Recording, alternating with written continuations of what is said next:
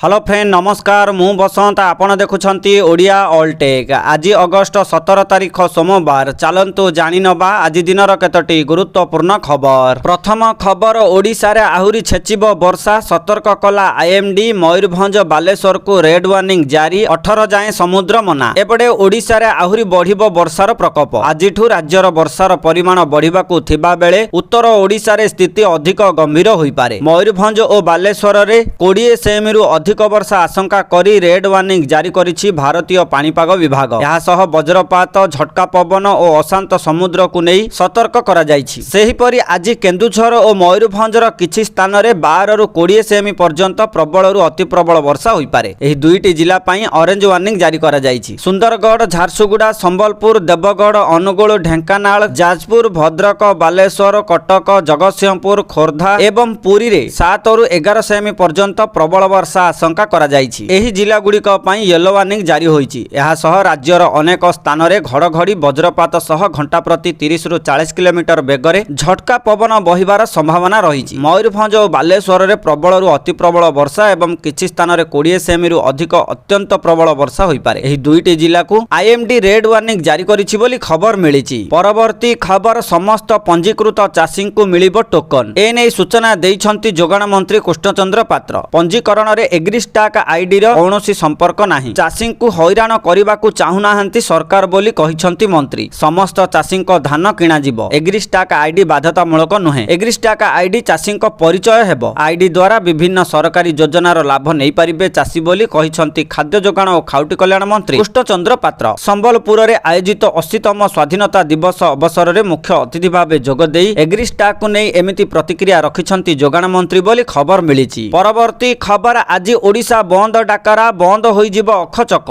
समस्त online taxi संस्था को विरोध करी ओडिशा बंद डाकरा देला ओडिशा ऑनलाइन चालक मिलित मंच। संघ पक्षरु आज 12 घंटिया बंद डाकरा दिया जाइछि। राज्य रे ओला, उबर, रैपिडो, ओडिशा यात्री समेत ऑनलाइन टैक्सी संस्था को बंद किंबा ऑनलाइन टैक्सी रेट उपरे सरकार नियंत्रण कर जाउ बोली संघ दाबी करिछि। 21टी संगठनर समर्थन रे एही बंद डाकरा दिया जाइथिबा बेले समस्त जिला सह कटक, भुवनेश्वर रे मध्य जोरदार हेबो बंद डाकरा। तेबे संघर दाबी होउछि जे सर्वनिम्न एवं सर्वाधिक भड़ा निर्धारण, ऑनलाइन ड्राइवरंक ठारु नुहे, अवैध भावे अकाउंट ब्लॉक एवं शोषण बंद एवं रहिबा किंबा अपेक्षा पई समय प्राप्य प्रदान करिबाकू दाबी करा जाइछि। सेहि बळी कंपनी गुड़िक द्वारा अनियंत्रित भावे नुआ गाड़ी अटैचमेंट करा जाउथिबारु चाहिदा और जोगाण मध्यरे संतुलन बिगिड़ी जाइछि। अत्यधिक सप्लाई जोगु पूर्वरु थिबा ड्राइवर मानक आय गुरुतर भावे प्रभावित हेउछि। तेणु नुआ गाड़ी अटैचमेंट उपरे तुरंत रोक लगा जाउ एवं प्रतिवर्ष एक लिमिटेड टार्गेट रखी गाड़ी अटैच करा जाउ बोली दाबी नहीं आज संघ ओडिशा बंद डाकरा देइछि बोली खबर मिलिछि। परवर्ती खबर, बन्या और वर्षा पाई समस्त अधिकारी छुट्टी बातिल। एपटे 3 दिन बड़ वर्षा।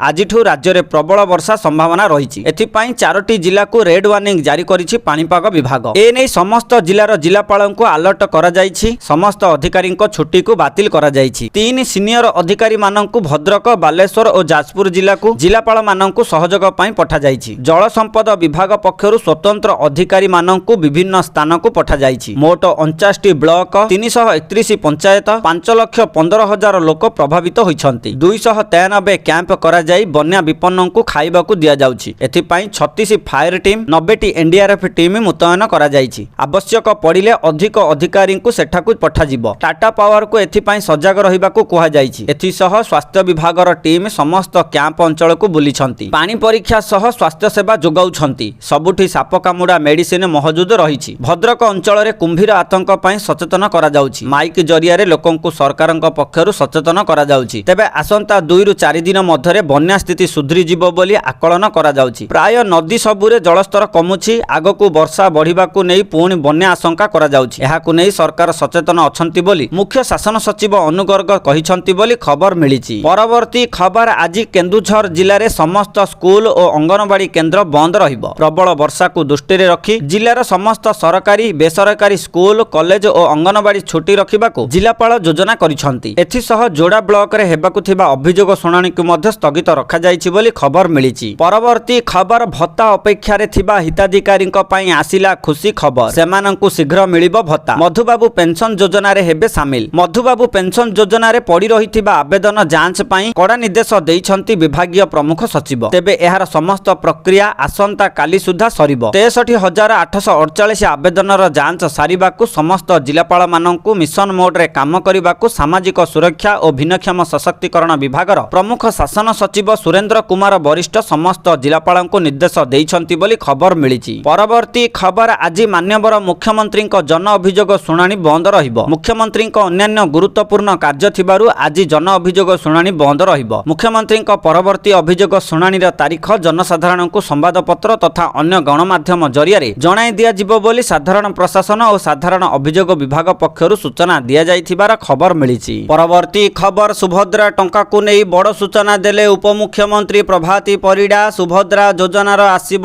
ନୂଆ ଲିଷ୍ଟ। ଏହି ଲିଷ୍ଟରେ ଆପଣଙ୍କର ନାମ ଆସିବ କି ନାହିଁ ଜାଣି ନିଅନ୍ତୁ। ସେପଟେ ମୁଖ୍ୟମନ୍ତ୍ରୀ ମୋହନ ଚରଣ ମାଝୀ 1 କୋଟିରୁ ଊର୍ଦ୍ଧ୍ୱ ମହିଳାଙ୍କୁ ରାକ୍ଷୀ ପୂର୍ଣ୍ଣିମାରେ ସୁଭଦ୍ରା ଯୋଜନାର ପଞ୍ଚମ କିସ୍ତିର 5,000 ଟଙ୍କା ପ୍ରଦାନ କରିବେ। ଅନ୍ୟପଟେ ଯେଉଁ ମହିଳାମାନେ ନୂଆରେ ଆବେଦନ କରିଥିଲେ ସେମାନଙ୍କର ଭେରିଫିକେସନ ପ୍ରକ୍ରିୟା ଶେଷ ହୋଇଛି। ନୂଆରେ ଆବେଦନ କରିଥିବା 3 ଲକ୍ଷ ହିତାଧିକାରୀଙ୍କ ମଧ୍ୟରୁ ପାଖାପାଖି 1 ଲକ୍ଷ ହିତାଧିକାରୀଙ୍କୁ ଏବେ ସୁଭଦ୍ରା ଯୋଜନାରେ ସାମିଲ କରାଯାଇଛି। ତେଣୁ ସେମାନଙ୍କ ନାମ ଏବେ ନୂଆ ଲିଷ୍ଟରେ ଆସିବ। ତା ସହିତ ସୁଭଦ୍ରା ଯୋଜନାରେ ପୂର୍ବରୁ ଟଙ୍କା ପାଇଥିବା କିଛି ହିତାଧିକାରୀଙ୍କ ନାମ ନୂଆ ଲିଷ୍ଟରୁ କାଟି ଦିଆଯାଇଛି। କାରଣ ଅନେକ ହିତାଧିକାରୀଙ୍କ ପରିବାରରେ ସରକାରୀ ଚାକିରି କରୁଛନ୍ତି, ସ୍କଲାରସିପ୍ ଟଙ୍କା ପାଉଛନ୍ତି, 4 ଚକିଆ ଗାଡ଼ି କିଣିଛନ୍ତି ବୋଲି ଭେରିଫିକେସନ ପରେ ଜଣାପଡ଼ିଛି। ତେଣୁ ପାଖାପାଖି 12,000ରୁ ଅଧିକ ପୁରୁଣା ହିତାଧିକାରୀଙ୍କ ନାମ କାଟିଛନ୍ତି ଓଡ଼ିଶା ସରକାର। ଅନ୍ୟପଟେ ଏବେ ଯେଉଁ ମହିଳାମାନଙ୍କୁ 60 ବର୍ଷ ହୋଇଯାଇଛି ସେମାନଙ୍କୁ ଆଉ ସୁଭଦ୍ରା ଟଙ୍କା ମିଳିବ ନାହିଁ। ଯଦି ଆପଣ ଏବେ ସୁଭଦ୍ରା ଯୋଜନାରେ ନୂଆରେ ଆବେଦନ କରିଛନ୍ତି ତେବେ ତୁରନ୍ତ ବ୍ୟାଙ୍କ ଖାତା ବନ୍ଦ ଥିଲେ ବ୍ୟାଙ୍କ ଖାତା ଚାଲୁ କରନ୍ତୁ ଏବଂ ବ୍ୟାଙ୍କ ଖାତାରେ ଡିବିଟି ଲିଙ୍କ କରାଇ ନିଅନ୍ତୁ ଏବଂ ଜନସେବା କେନ୍ଦ୍ରକୁ ଯାଇ ବାୟୋମେଟ୍ରିକ ଜରିଆରେ ଇକେୱାଇସି କରାଇ ନିଅନ୍ତୁ, ଯାହାଦ୍ୱାରା ଆପଣଙ୍କୁ 100% ସୁଭଦ୍ରା ଯୋଜନାରେ 5ରୁ 15,000 ଟଙ୍କା ମିଳିବ ବୋଲି ଖବର ମିଳିଛି। ପରବର୍ତ୍ତୀ ଖବର ରାଜ୍ୟରେ ବର୍ତ୍ତମାନ କୌଣସି ବନ୍ୟା ପରିସ୍ଥିତି ନାହିଁ ବୋଲି ଜଳସମ୍ପଦ ବିଭାଗର ସର୍ବୋଚ୍ଚ ଯନ୍ତ୍ରୀ ସ୍ପଷ୍ଟ କରିଛନ୍ତି। ଗତ କିଛି ଦିନର ବର୍ଷା ପରେ ବୈତରଣୀ ଓ ଜଳକା ନଦୀରେ ଜଳସ୍ତର ବୃଦ୍ଧି ପାଇଥିଲେ ମଧ୍ୟ ଏବେ ତାହା ଧୀରେ ଧୀରେ ହ୍ରାସ ପାଇବାରେ ଲାଗିଛି। ଜଳକା ଯୋଗୁଁ ବସ୍ତା ଓ ବାଲେଶ୍ୱରରେ ଜଳ ନିଷ୍କାସନ ସମସ୍ୟା ହେଉଛି। ବୁଢ଼ାବଳଙ୍ଗରେ ପାଣି କମିଲାଣି, ସେଠି ବନ୍ୟା ନାହିଁ ଓ ବ୍ରାହ୍ମଣୀରେ ମଧ୍ୟ ନାହିଁ। ଭଦ୍ରକ, ବାଲେଶ୍ୱର, ଯାଜପୁର, କେନ୍ଦ୍ରାପଡ଼ା ଓ ଜଗତସିଂହପୁରର କିଛି ଅଞ୍ଚଳ ଜଳବନ୍ଦୀ ହୋଇଛି। ଜଳବନ୍ଦୀ ଅଞ୍ଚଳରେ 3ରୁ 4 ଦିନ ଲାଗିବ ପାଣି କମିବାକୁ। ବର୍ତ୍ତମାନ ବର୍ଷା କମିଥିବାରୁ ନଦୀଗୁଡ଼ିକର ଜଳସ୍ତର ହ୍ରାସ ପାଉଛି, ଯାହା ପ୍ରଶାସନ ପାଇଁ ଆଶ୍ୱସ୍ତିକର ଖବର ଆସିଛି ବୋଲି ଖବର ମିଳିଛି। ପରବର୍ତ୍ତୀ ଖବର ଆଜିଠୁ 1,000 ଟଙ୍କାର ଗ୍ୟାସ୍ ସିଲିଣ୍ଡର ହେଲା 2900 ଟଙ୍କା। ଯଦି ଆପଣଙ୍କର ଏଲପିଜି ଗ୍ୟାସ୍ ସଂଯୋଗ ଅଛି କିନ୍ତୁ ଗତକାଲି ସୁଦ୍ଧା ଇକେୱାଇସି କରିନାହାନ୍ତି ତେବେ ଆପଣଙ୍କୁ ଏବେ 1,000 ଟଙ୍କାରେ ମିଳୁଥିବା ଘରୋଇ ସିଲିଣ୍ଡର 2900 ଟଙ୍କାରେ ମିଳିବ। ଅନେକ ଜିଲ୍ଲାରେ ବର୍ତ୍ତମାନ ମଧ୍ୟ 40% ଉପଭୋକ୍ତାଙ୍କର ଇକେୱାଇସି ଅସମ୍ପୂର୍ଣ୍ଣ ରହିଛି। ତେଣୁ ଏମାନଙ୍କୁ ଏବେ କମର୍ସିଆଲ ଗ୍ୟାସ୍ ସିଲିଣ୍ଡର ଦରରେ ଅର୍ଥାତ୍ 2900 ଟଙ୍କାରେ ଘରୋଇ ଗ୍ୟାସ୍ ସିଲିଣ୍ଡର ମିଳିବ ବୋଲି ଖବର ମିଳିଛି। ପରବର୍ତ୍ତୀ ଖବର କଡ଼ାକଡ଼ି ହେବ କଠିନ ବର୍ଜ୍ୟବସ୍ତୁ ପରିଚାଳନା ନିୟମ ଉଲ୍ଲଂଘନକାରୀଙ୍କ ବିରୁଦ୍ଧରେ କାର୍ଯ୍ୟାନୁଷ୍ଠାନ ନିର୍ଦ୍ଦେଶ ନଜର ରଖିବେ ଜିଲ୍ଲାପାଳ। ଗୋଟିଏ ପଟେ କଠିନ ବର୍ଜ୍ୟବସ୍ତୁ ପରିଚାଳନା ବ୍ୟବସ୍ଥାକୁ ଅଧିକ ସୁଦୃଢ଼, ବୈଜ୍ଞାନିକ ଓ ଉତ୍ତରଦାୟୀ କରିବା ଉପରେ ରାଜ୍ୟ ସରକାର ଗୁରୁତ୍ୱ ଦେଉଛନ୍ତି। ଉତ୍ସରୁ ବର୍ଜ୍ୟ ପୃଥକୀକରଣ, ବୈଜ୍ଞାନିକ ପ୍ରକ୍ରିୟାକରଣ ଆଦି ନିୟମର କଡ଼ାକଡ଼ି ଅନୁପାଳନ ପାଇଁ ନିର୍ଦ୍ଦେଶ ଦେଇଛନ୍ତି। ବହୁଳ ବର୍ଜ୍ୟ ଉତ୍ପାଦନକାରୀଙ୍କୁ ଉତ୍ତରଦାୟିତ୍ୱ ଓ ଅଣ ଆନୁଷ୍ଠାନିକ ବର୍ଜ୍ୟ ସଂଗ୍ରହକାରୀଙ୍କୁ ଆନୁଷ୍ଠାନିକ ବ୍ୟବସ୍ଥାରେ ସାମିଲ କରିବା ଉପରେ ଗୁରୁତ୍ୱ ଦିଆଯାଇଛି। କଠିନ ବର୍ଜ୍ୟବସ୍ତୁ ପରିଚାଳନା ନିୟମ 2026ର ପ୍ରଭାବୀ କାର୍ଯ୍ୟାନ୍ୱୟନ ପାଇଁ ଗତକାଲି ଗୃହ ନିର୍ମାଣ ଓ ନଗର ଉନ୍ନୟନ ବିଭାଗର ଅତିରିକ୍ତ ମୁଖ୍ୟ ଶାସନ ସଚିବ ଉଷା ପାଢ଼ୀଙ୍କ ଅଧ୍ୟକ୍ଷତାରେ ଏକ ଉଚ୍ଚସ୍ତରୀୟ ସମନ୍ୱୟ ବୈଠକ ଅନୁଷ୍ଠିତ ହୋଇଯାଇଛି। ବୈଠକରେ କଠିନ ବର୍ଜ୍ୟବସ୍ତୁ ପରିଚାଳନା ରଣନୀତି ଓ